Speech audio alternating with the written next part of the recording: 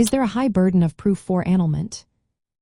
Imagine trying to prove that a marriage never truly existed in the eyes of the law. That's what seeking an annulment is all about. Unlike divorce, which often just needs a reason like irreconcilable differences, annulment demands more. It requires clear proof that specific legal reasons make the marriage invalid from the start. In family law, annulment is a serious claim. Courts need strong evidence because they are essentially declaring that the marriage was never legally valid. The reasons for annulment can include bigamy, which is when one person was already married before, or relationships that are forbidden by law like incest.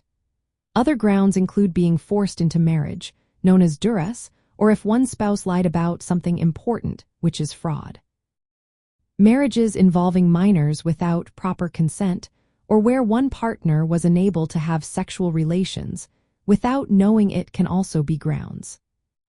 Because annulment challenges the very existence of the marriage, courts set a high bar for proof. The person asking for annulment must provide convincing evidence that one or more of these reasons are true. For example, if claiming coercion, they must show they were forced and did not agree freely.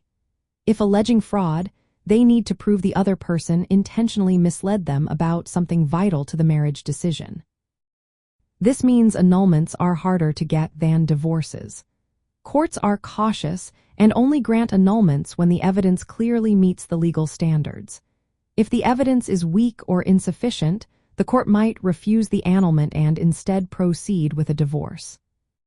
So, in family law, the burden of proof for annulment is quite high because it questions whether the marriage was ever valid. It's not enough to say there were problems. You must prove specific legal reasons with solid evidence. This is different from divorce, where proving fault is often not necessary. Annulment is a more demanding process that requires strong, clear proof to show the marriage was invalid from the beginning.